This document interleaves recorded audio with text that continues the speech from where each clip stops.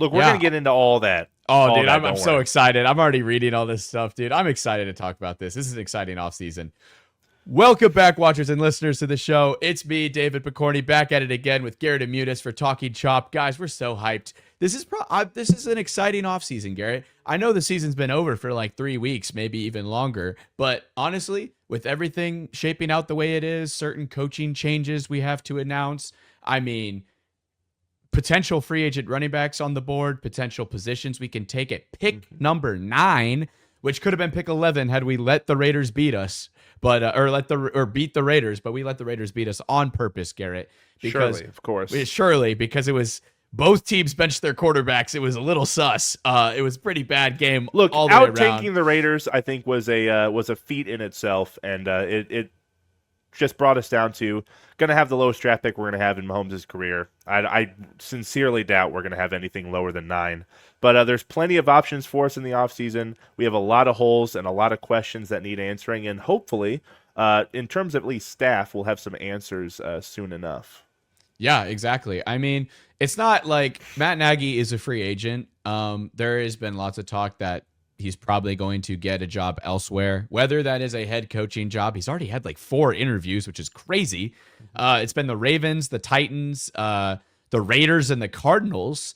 I could see him going to the Cardinals and being a slight upgrade over Gannon, but everywhere else, I'm like, I don't know. But whatever, take him. But even if he doesn't get a head coaching job, OC is what he wants to do somewhere else. It's kind of like the Bieniemy thing where you go leave somewhere else, try to call plays, see if you can get some noise there because I don't know. Recently, OCs for the Chiefs haven't been getting head coaching jobs. They have to go somewhere else. Wonder why. Anyway, Garett, we got a lot to talk about. So I think everybody already in the comments is talking about who they want to draft at pick 9. And I think that's the first topic of debate right now. Garett, you're the Chiefs GM. That's fair to get into it. It's fair to get into it. You're the Chiefs GM. You're on the clock right now. Who are you taking at pick 9? I want your preferred pick. The whole board's available. We'll start there. Okay, going down the list, right? This kid is not going to fall to us, but let's say he does, right? I think a lot of people are sleeping on this kid, especially at that position, right? We see a lot of people talking about Jeremiah Love, where he's going to be this home run pick, right? Like he is the guy that, regardless of how well we're going to perform throughout the season, this kid's going to be phenomenal. I think it's the same for a kid like Caleb Downs, right? I've seen a lot of drafts fall down, right? Whereas sometimes even Arvell Reese is falling, to that 7, that 8 spot. I've seen Downs fall a little bit further than us, right? But as much as I would love Jeremiah Love on the team, I just think a guy like Caleb Downs with that athleticism, with the consistency he's shown, and the fact that our backfield has been significantly deteriorating ever since, the past couple of years, he's just a playmaker. He's going to be a name that we remember for a very long time. And if we can snag him at 9, I mean, that's probably the steal of the century. Yeah, and the thing about Caleb Downs, I think this is a league where you need a really good safety, not only for, being able to cover downfield, but somebody who can run downhill and make a tackle. Like, I feel like we've been missing what L'Jarius Sneed was really good at, which was making stops in the run game from his corner position. Like, you have the Chiefs run defense, yes, it's been good, but I think it's only been good because teams have been able to pass so successfully on us that they really haven't run the ball. We finally allowed an 100-yard rusher in James Cook this season, and it's only going to get worse from there on out. There are going to be a lot of changes along the defensive line. If you can't get pass rush, you really need good defenders back there. Brian Cook is a free agent, so, we need a new safety. And you saw them use Mike Edwards a lot off the practice squad. There's a huge hole there. And this is a safety class that, there's some good guys later, like Scott out of Illinois, but I want a really, really solid guy that could command the defense like Tyrann Mathieu did. So I love Caleb Downs. And having a guy like Downs on the team, like, we're talking in terms of hypotheticals, right? Like, I really don't think he's going to fall anywhere past 5, right? But if we were to get a player of his caliber, you think he's going at 5? They got to have some quarterbacks, Garett. Quarterbacks. Like, first. I understand, but there's a lot of teams that have especially DB needs, and he's just a catch-all for anything you could use on a defense. He's automatically first day starter, first day team leader, And he would allow us to move a lot of guys that are really like rotating back to that safety spot to Right. their true Yeah. corner positions. Guys like Chamari Connor, right? Like we love to trash on Chamari Connor, like, Chiefs fans do, right? But he's been playing out of position a lot. He's been asked to be that Swiss Army knife player that a guy like Snead was, that a guy like Justin Reed it was as well, and he doesn't fit that skill set. And I think if we had a guy like Downs to really like lock down that deep safety position, it would allow us to just sit back, put our guys where they need to play, and just be more consistent throughout coverage. Now, my second guy on my list that I think a lot of people, they go Downs, they go Love, maybe switch those two, right? You know me, I'm not like as high at 9 on Love as everyone is, right? But I see a lot of people talking about Ruben Bain Jr. as well.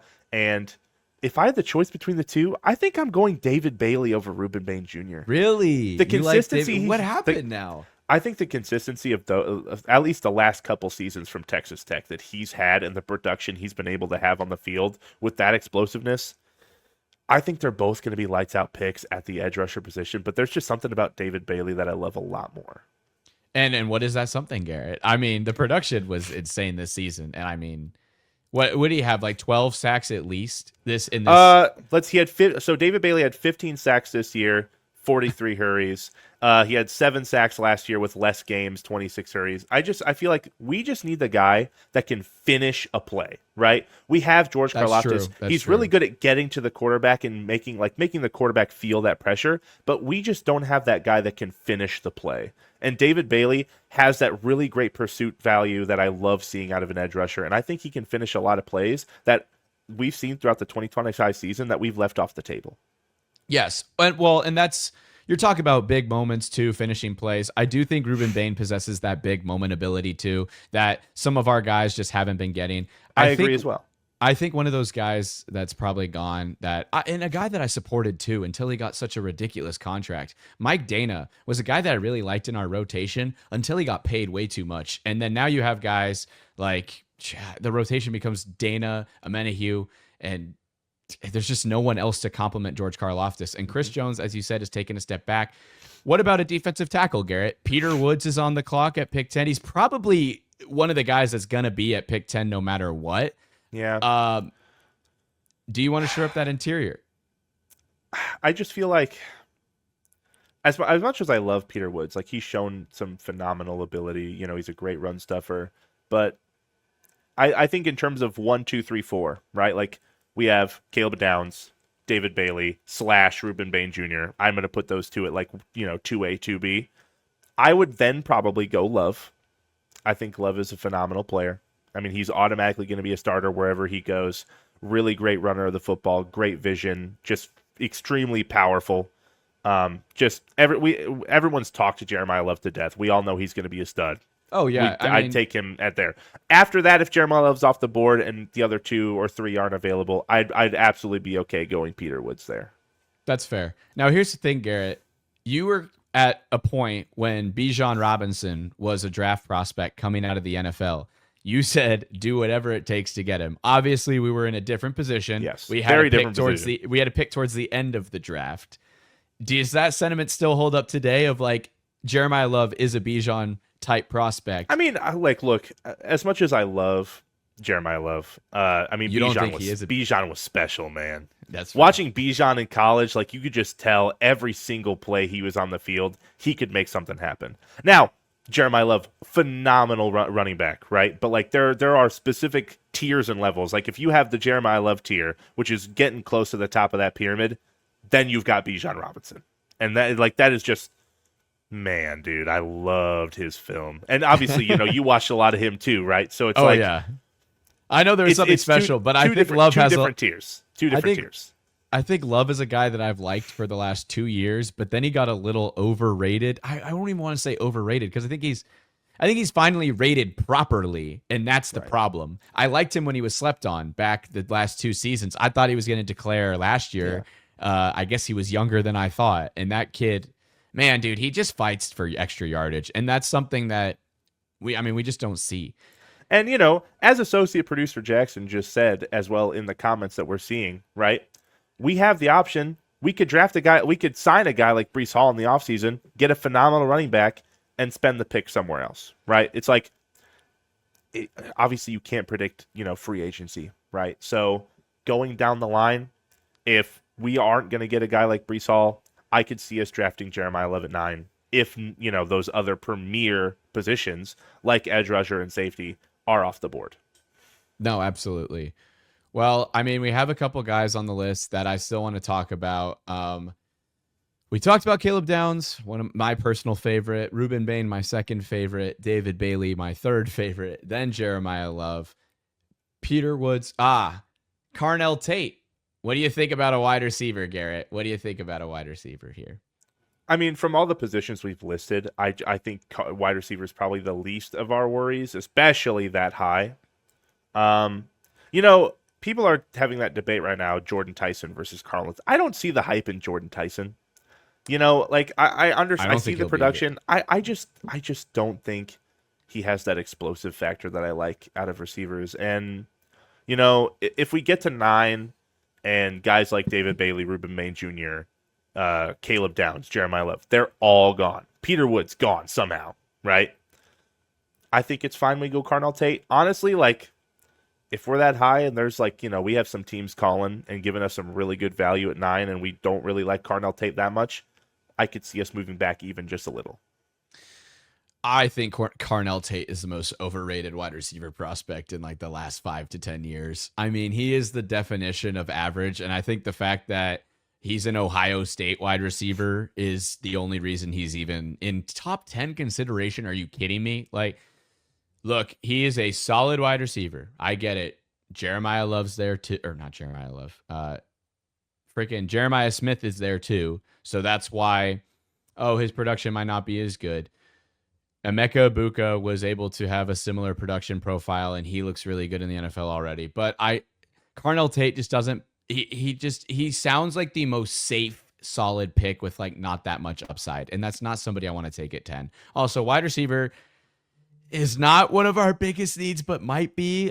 Garrett, I know it's a up in the air situation right now with one of our wide receivers right now, as it always is, Garrett, as it always is at this point. Can't have a Chiefs offseason without, some wide receiver troubles.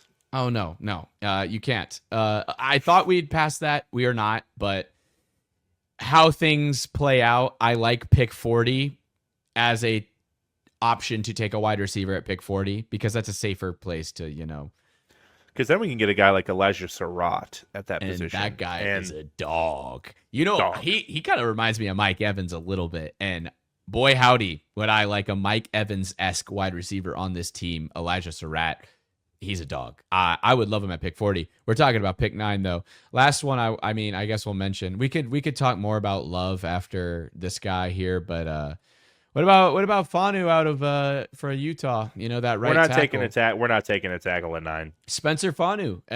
People have said that we should take him. Jawan Taylor likely gone. Jawan Taylor likely gone. Look, guys, we see the comments. Okay, we see the comments. There is a very rare time going on in Chiefs Kingdom in which we are picking at a premium spot, right? Positions of value, obviously quarterbacks go that high, right? Edge rushers, corners, safeties. Those are the premier spots in this range that we need to be going for. We can get a tackle for way better value later down the line, right?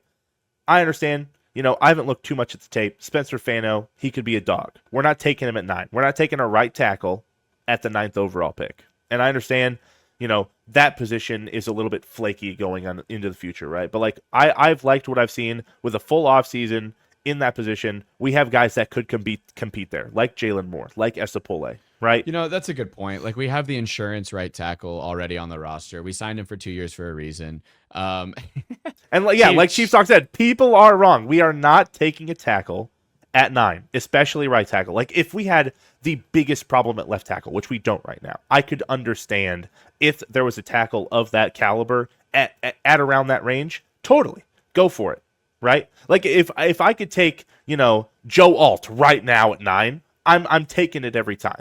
But there's not that guy of that caliber at 9, like guys like David Bailey, like Ruben Bain Jr., right? We're not taking tackle at 9. And I mean, that pretty much leaves us Jeremiah Love talk. I mean, guys, here's why I'm very, very happy and okay with taking Jeremiah Love. I just want to get the pick right. You know, you're picking top 9. The worst thing you can do is draft a bust. And I think that Jeremiah Love, with all due respect, no matter what run scheme he could be, you could throw him on the Raiders next to Ashton Genty. Wow. He is going to succeed. He I think is that's going probably to be. him. That might be the one spot he goes to, and he could probably at least be a top 10. But if you put him anywhere, maybe top 3.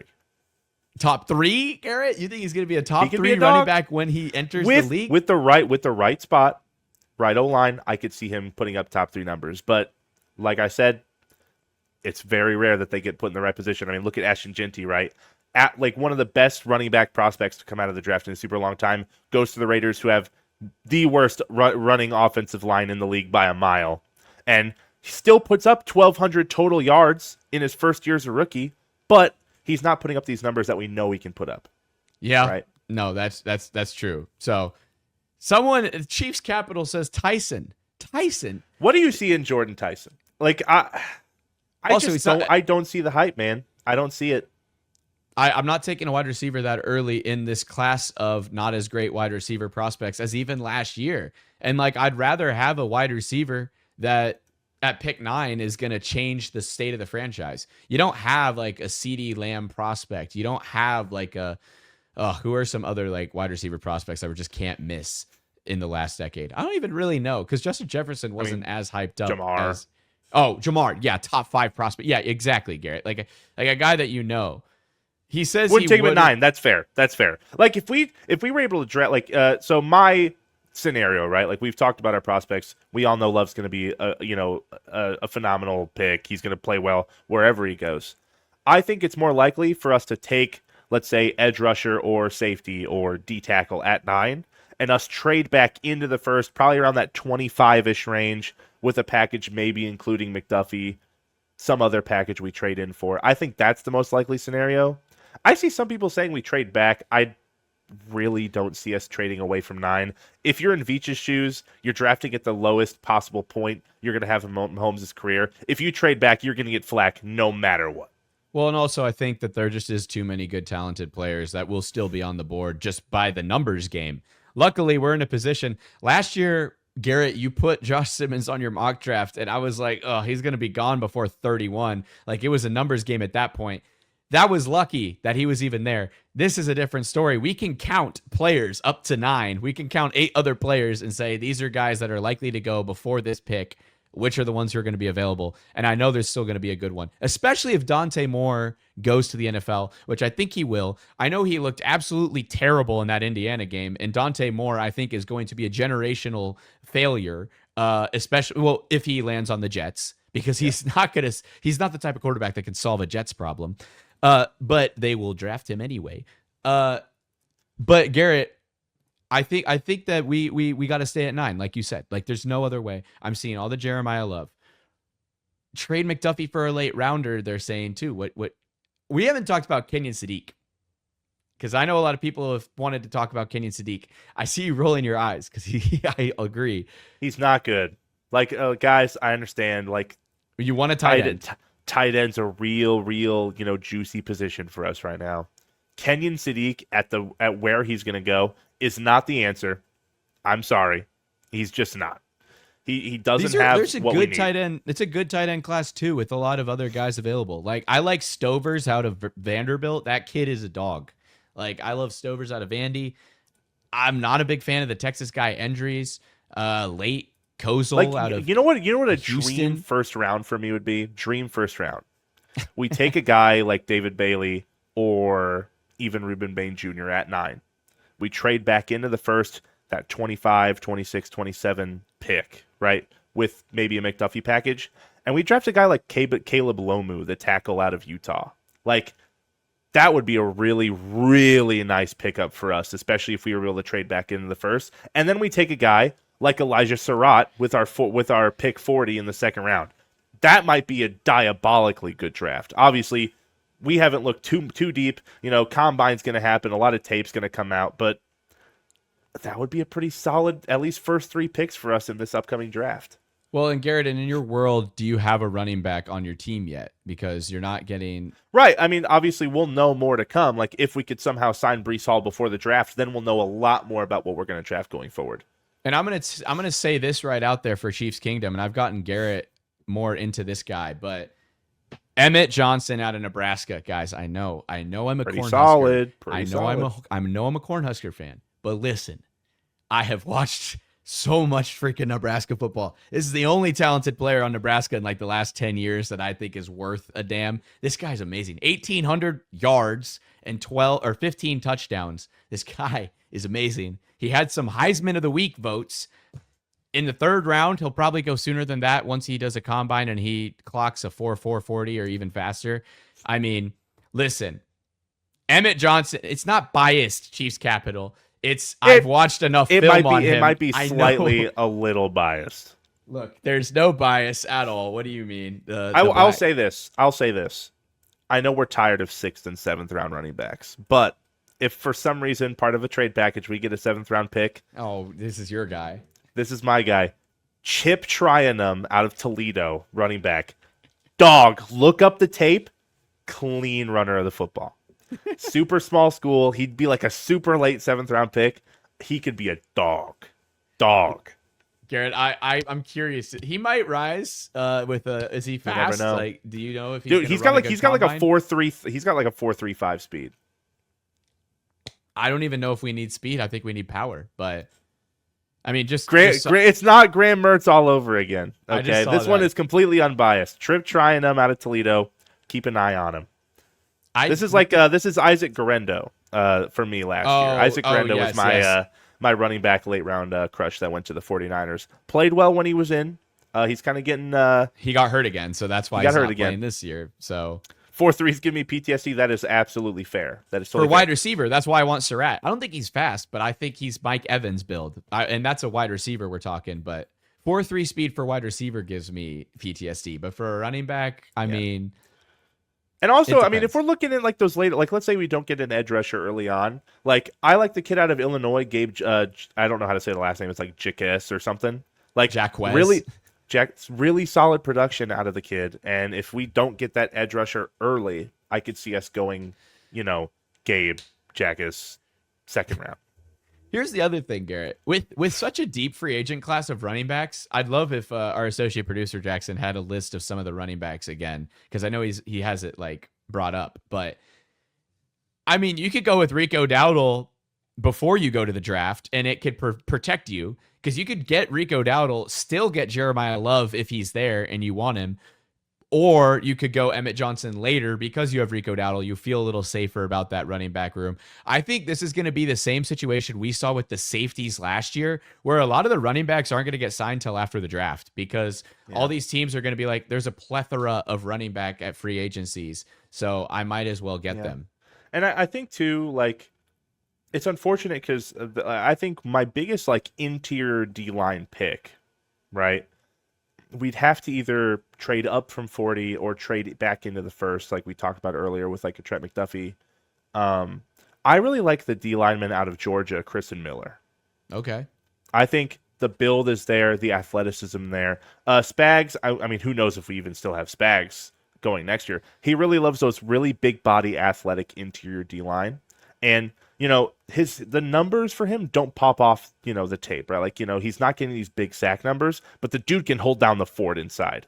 And that's something standalone we have not had in a while. Like we had, Colin Saunders, he left. And then we also had Turk Wharton, who is like a really big interior run stuffer. I miss Turk Wharton, dude. I would have rather paid that money than Christian Fulton. Sorry, Christian Fulton. You started to dog out. You started to ball out at the end of the year, Christian Fulton, against the Titans and Raiders.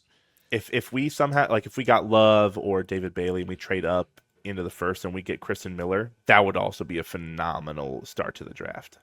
Yeah. And then too, I see what Chiefs.Talk just said. I think I like this option too.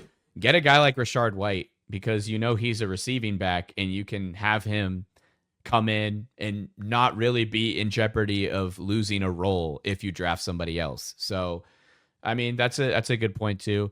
One running back I don't see a ton of Chiefs fans talking about is is not Kenneth Gainwell, K9, which is, oh my God, it's so many Kenneths in the league. My brain is fogging. Garrett, the Seahawks running back, Kenneth Walker the third, came to me finally. I don't know, because like, yes, he breaks off a lot of runs, but there has to be something that Seattle doesn't want to use him as much as they do. Because well, I feel like every time I've watched a Seahawks game, like Kenneth Walker just drives them down the field, and then like the moment they get in the red zone, they're like, "All right, Zach Charbonnet's got this, man." I'm like, let the man get his flowers. I feel like it's the same situation with the really good Pacheco year. Like every time Pacheco would get way down in the end zone, and they're like, "All right, put in whoever we had at backup running back in those times." It was like before Pacheco. Like even then, it was like, oh my God, what's that stupid guy's name? I think didn't he go to Nebraska? The Nebraska running back. We never had a Nebraska running back. Gary, who are you thinking of? Running back who was on Pirine? No, he was running back, was on the, and then he went to the Buccaneers after we lost to them in the Super Bowl. Oh, regardless. Darwin Thompson? Darwin Thompson, dude. No, remember that's Darwin not who you're Thompson? Thinking of. That you're was not crazy. Thinking of Darwin Thompson. Who are you thinking of? McKinnon is what Chiefs Capital is talking about. Garrett, this is geeking me out. We got to know. Samaje Perine we've had as a backup. We'll come back to it. Okay. But I mean, besides in terms of draft crushes, right? I feel like if we're at 9 and he's there, like my biggest pick, Caleb Downs won't be there. David Bailey, like that would be such a home run pick for us. It would solve a lot of our issues, especially in the secondary, because if we're being for real, 90% of secondary issues, it comes from a lack of pressure. And we cannot get pressure without disguising blitzes, especially from the cornerback position. If we can consolidate pressure on the line, it'll solve a lot of our problems. Yeah, I agree. I mean, you just need one more elite pass rusher. I just feel like the defensive line doesn't get home. Wasn't there a funny stat, Garrett, about like, they had less sacks this year than one player? Like they had less sacks than one player on the Rams or something like that? Yeah, no, I think we had a combined sack total for our edge rushers less than TJ Watt. I think something like that. Yeah, well, all of our ends. I think it was the whole team. I think it was defensive tackles too. Because talk about missing a guy, Tershawn Wharton. Here's a decent transition. I mean, should we put a pin in? Jackson just put the free agent running backs. We'll talk about that. Let's just talk about that real quick, and then we can go over to the next thing. But here are some of the free agent running backs available that we could potentially get. Najee Harris, bum. I don't want him. Austin Eckler, washed. I think he might retire. Travis Etienne. That's an interesting one. I feel like that could work, but I feel like he might get overpaid. I don't know. Garrett, what do you think about that? And it's like when I'm looking down the list, like obviously, Breece Hall is going to be super sought after. Like we're not guaranteed to get him. Rico Dowdle, I could see him being sought after as well, just from the performance. Javonte Williams is interesting too, but I don't really like injured guys. If it wasn't due to the fact that this kid got injured literally every year he's ever played, J.K. Dobbins, he's a dog when he's healthy, but like that's the thing. When is he not healthy? Or when is he healthy is the issue. You want to hear a crazy take, Garrett? Or not even that crazy. The only guy on this list besides like Breece Hall and like I know Travis Etienne's going to get overpaid. I agree. Chiefs.Talk. K9's also probably going to get overpaid. I really like Kenneth Gainwell. I slipped up and said his name earlier in the show when I was talking about Kenneth Walker, but Kenneth Gainwell has been insane for the Pittsburgh Steelers the back half of the season, and he's that receiving back. He might be the next Jerick McKinnon. I know we have Brashard Smith waiting in the wings to be that receiving back type, but for some reason the coaching staff just refuses to use him like that, and they want to use him as a traditional runner. I mean, they use him on jet sweeps like he's a wide receiver more than they do as an actual running back in the flat. You're saying that as if we wouldn't also do the same thing, right? Like we drafted Clyde to be that we drafted Clyde to be that receiving back, and we never used him as a receiving back. Okay, so no, I'm saying how we use Jerick McKinnon as a receiving back, and how do we use Kenneth Gainwell like that? That's what I want to get back to, and maybe that starts with Eric Bieniemy, who perfect transition.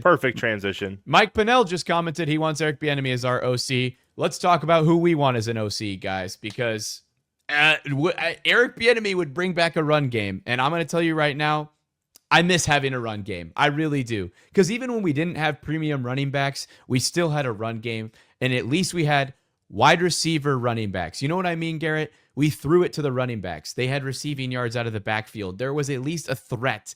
Now I feel like they're just in there as extra blockers or in there to run these distractions. Even the rookie year of Kareem Hunt, like a lot of like the big game plays and like those big highlight plays from like Kareem Hunt's rookie year, they weren't from just handoffs, right? They were from screens. They were from, wheel routes out of the backfield. And it's like that is something we rarely utilize, and that might just be due to the fact that we just don't have that kind of specific talent on the team, which I'm saying because we had Kareem Hunt back. But like Brashard Smith is bringing a little bit of that back. He could be that.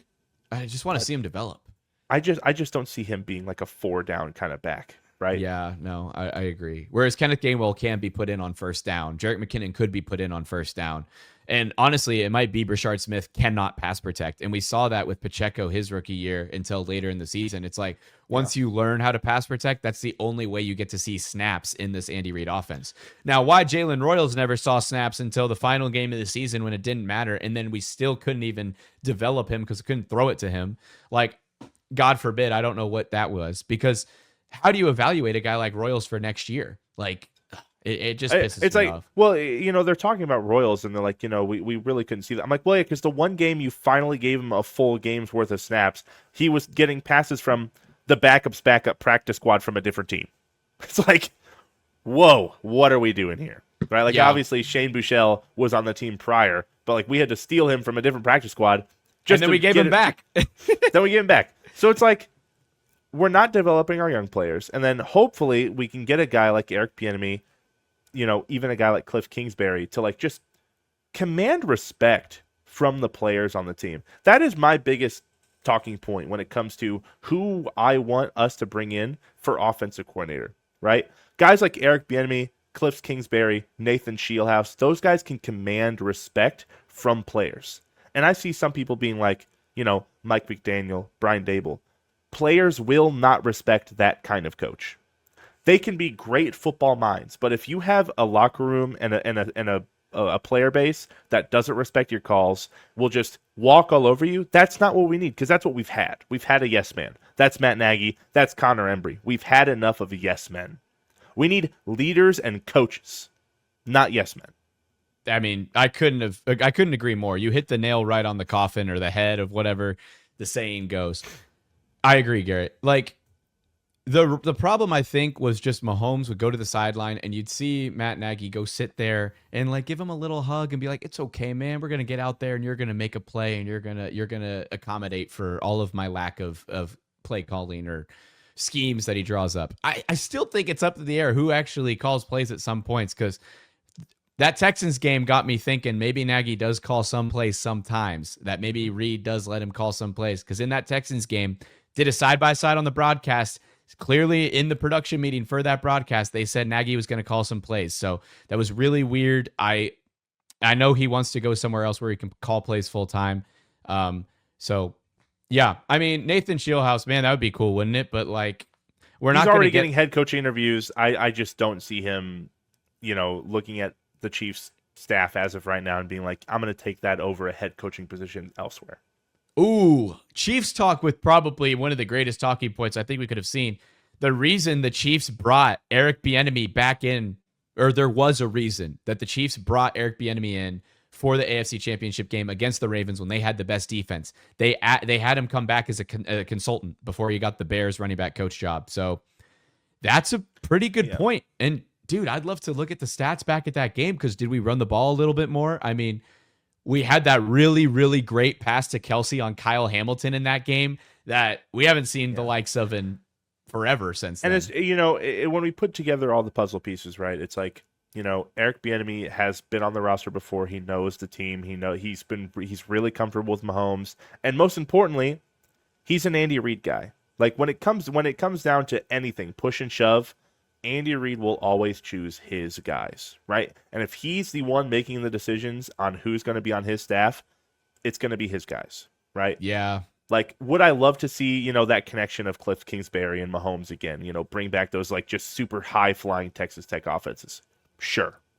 But more grounded in terms of how we're going to perform next season, I could see Eric Bieniemy coming back and just letting Mahomes be Mahomes again. Like ever since he left, we've just neutered that man into the ground.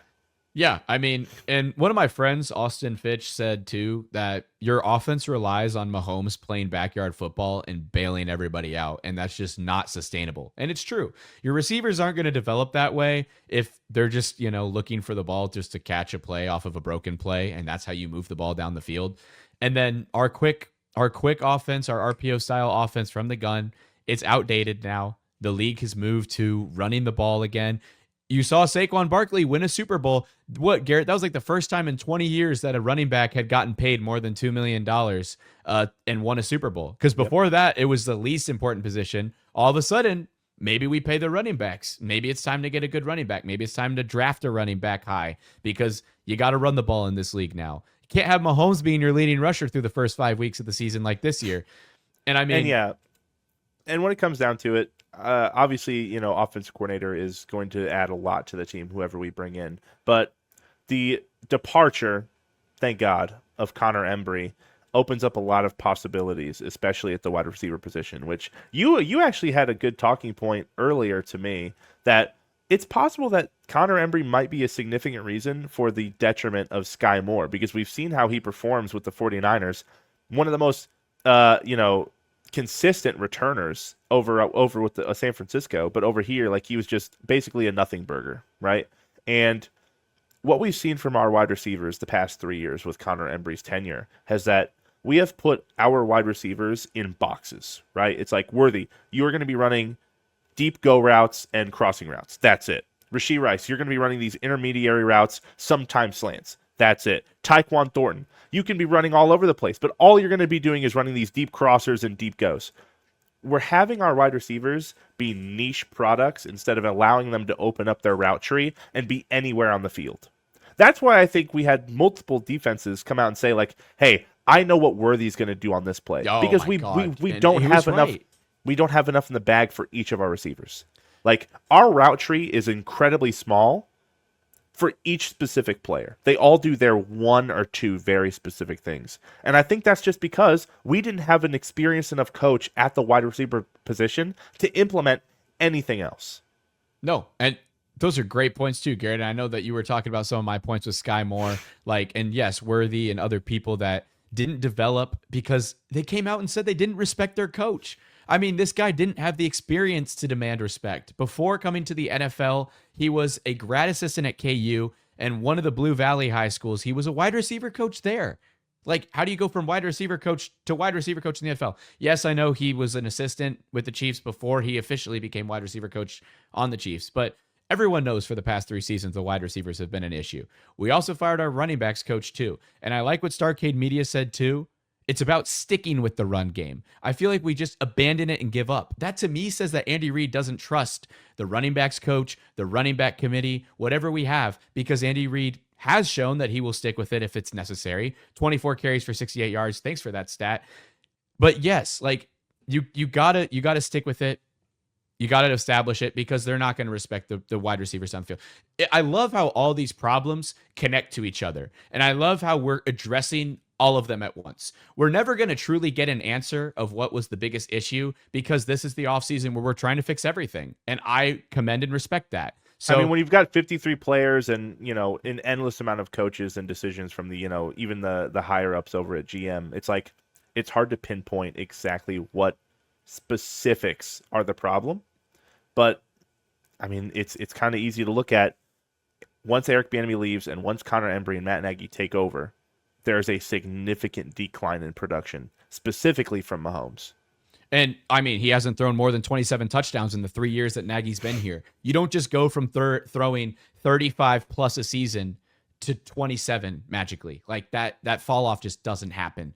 And it's not like the running backs have been siphoning the carries for the touchdowns either. It's not like we saw an increase there. No, it was just an overall offensive decline. And I love right now there's a conversation going on between Chiefs.Talk, Arrowhead Corner, Chiefs Capital about, yes, use Worthy how we use Zay Flowers or Jamison Williams in the league, or even how he was used at Texas.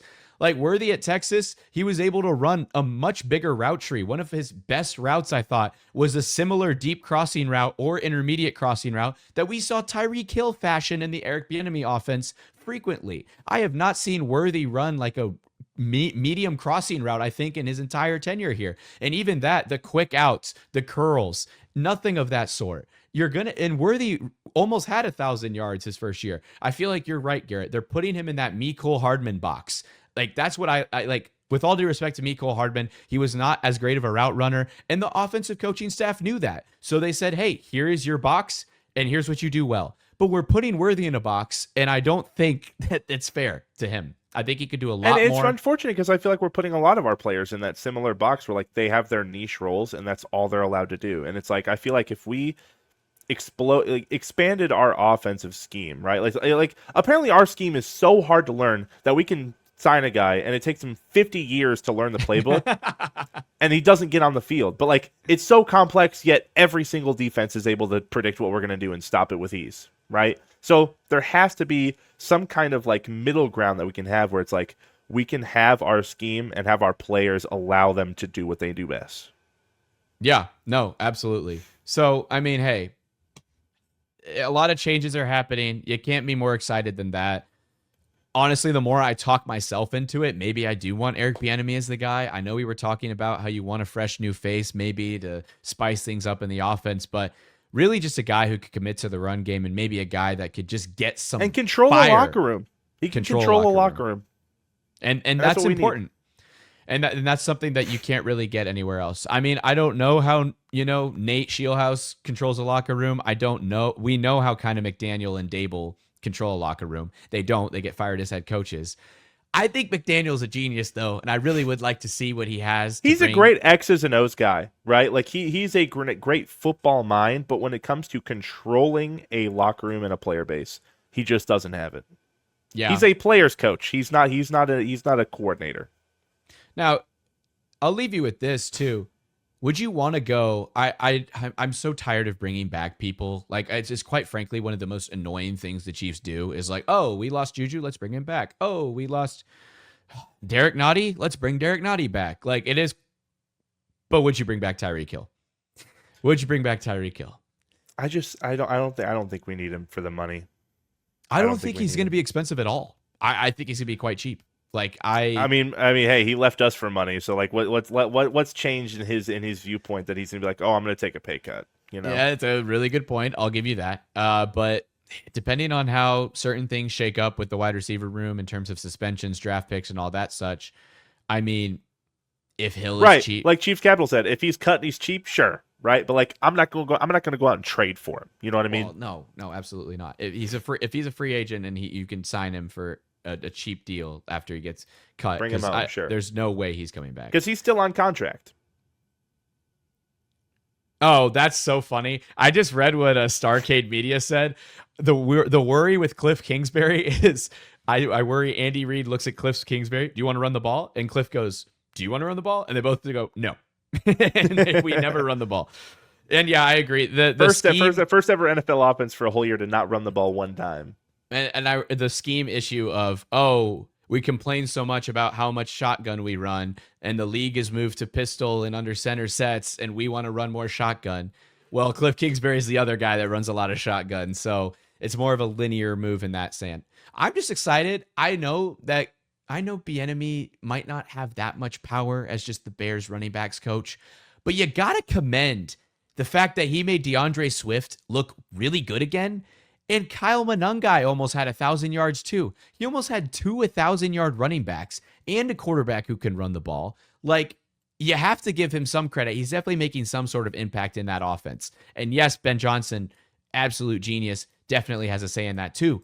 But you got to look at maybe Bieniemy. Like, I know Chiefs fans hated him towards the end of his tenure here, and I think that we might have been wrong for the ones who are hating on him. I mean, but regardless, like you said, we have a lot to look forward to. It's going to be a long offseason, longer than usual for us, right? So we just have to kick our feet back, enjoy some football playoffs going forward the next couple weeks, and once this offseason fully kicks off, I mean, we're going to get kicking into high gear. Yeah. Hey, let's let's end the show by talking a little actual NFL news. Like, who do you think's going to win the Super Bowl right now, Garrett? Like, and successful hate watch for the Chiefs, by the way, except for the Broncos having a bye. We went 2 for 3. We went 2 for 3 on hate watching. And the Bills, are you calling the Bills winning unsuccessful hate watch? Yes, this is true. It was unsuccessful. Now, my dream scenario for a Super Bowl right now, Bears Texans. I think that'd be a phenomenal Super Bowl. I'm rooting for the Bears. We grew up right outside of Chicago. Grandfather was a Bears fan. I didn't start watching football until I moved out here when I was young and really got into Chiefs football. But man, I would love to see the Texans make a Super Bowl. That defense that we saw last night against the Steelers, man, that is a lights out defense, and I am so ready to see them go forward. I think they're going to easily beat the Patriots. I think Bills beat the Broncos, so I think AFC Championship game is going to be Texas Bills. And other side, I think I'd love for the Bears to make it. I think the Seahawks make it out of the NFC side. They are deadly right now. I have the Seahawks currently in my little bracket that I did with my friends winning the whole thing, and I have the Bears coming out as well and competing from beating the Niners. Because, I mean, that one to me is like an easy, like, oh, the Bears are going to get their revenge. That was one of the most entertaining games of the season. The Bears-Niners game that, what was that, week 17 or week 18? Like, that was just lights out. And I will say, I think those two quarterbacks are the quarterbacks that play the most like Mahomes. People hate Brock Purdy way too much. I think he's a much better quarterback than he gets credit for, and he does some Mahomey things, as Mr. Collinsworth said in the broadcast. But yeah, I'm so sorry, Jackson. I got it wrong. Apparently the Bears play the Rams. They're screwed. Sorry, the Rams are really good. But yeah, Niners Seahawks rematch. But on the AFC side, though, Garrett, I think the Broncos are pretenders. I think that they're finally going to experience what we got all of last year, which was, oh my God, you guys are winning one-score games and you're barely beating the Jets and the Titans and the Raiders. And well, that doesn't last in the playoffs. They're gonna trip up. They're gonna lose. But yeah, as you know, I'm an AFC West hater. Go Bills. Oh, a hate watch, but and the Broncos. This will be the greatest hate watch of all time. And Garrett, what you're saying, that Texans Patriots game, that's gonna be a really good game. Like, it really is. Like, I don't see anyone on the AFC side scoring 20 on the Texans defense. I don't see it. Yeah, I agree. The AFC, I don't see it. But listen, Drake May, he can make some things happen. I believe they got Will Campbell back, which is a huge addition. I just don't believe in the Texans offense enough to get it done either. But, when you're playing the Steelers, you don't need your offense. You can just have your defensive tackle get a touchdown. That one pick six was enough to beat the Steelers. Well, they also had the fumble 6 too. And yep. I mean, you're right. Any touchdown would have beaten the Steelers because they only put up 6 points. What a pitiful way for Aaron Rodgers to end his career. I think it's more of a lock that Aaron Rodgers retires than Travis Kelce. I think it was really funny that Ravens fans were like, "Oh man, we should have been in there. Y'all wouldn't have fared any better."